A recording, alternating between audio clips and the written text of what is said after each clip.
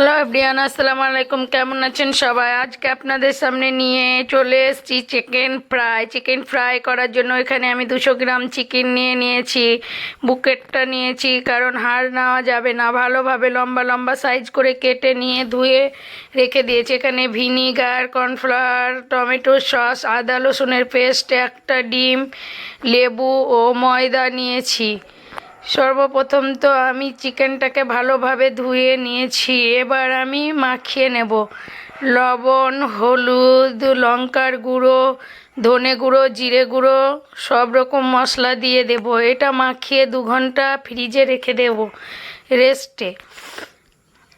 দেখুন, আদা রসুনের পেস্ট, লেবু, সব রকম মশলা মাখিয়ে নেব। এত সুন্দর হবে। এখানে কর্নফ্লাওয়ার দিয়ে দিয়েছি 2 চামচ ময়দাও দিয়ে দেব, আর একটা ডিম। ভিনিগার সাদাটা নিয়েছি, অল্প করে দিয়ে দেব। টমেটো সসও দেব। এত সুন্দর লাগবে খেতে, কি বলবো। আপনাদের হাতে টাইম থাকলে 2 ঘন্টার বেশিও রাখতে পারেন। আমি 2 ঘন্টায় রেখেছিলাম ফ্রিজে। যত এটা মাখিয়ে ভালোভাবে রেস্টে রেখে দেবেন তত স্বাদ হবে। আর এটা টমেটো সস দিয়ে খেতেও কি সুন্দর লাগবে। এত সুন্দর লাগবে। আপনারা চিকেন ফ্রাই খেয়েছেন অনেকভাবে, অনেক রকমভাবে খেয়েছেন। একবার এভাবে ট্রাই করে দেখবেন কেমন হয়েছে, কত সুন্দর হয়েছে। আর কমেন্ট শেয়ার করে জানাবেন। ভালো লাগলে লাইক করে দেবেন। আর যারা আমার চ্যানেলটাকে এখনও সাবস্ক্রাইব করেননি, প্লিজ করে দেবেন। তেল গরম হয়ে গেছে।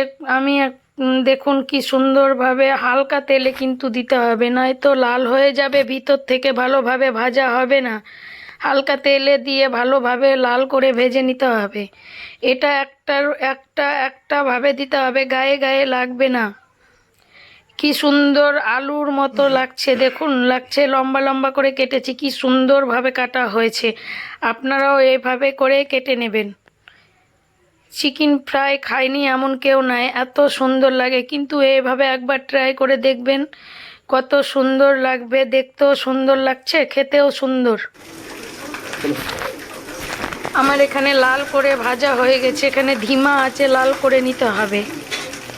এত সুন্দরভাবে হয়ে গেছে দেখুন, টমেটোর সসের সঙ্গে। বা কি সুন্দর লাগছে। ভিডিওটা এখানেই শেষ করলাম।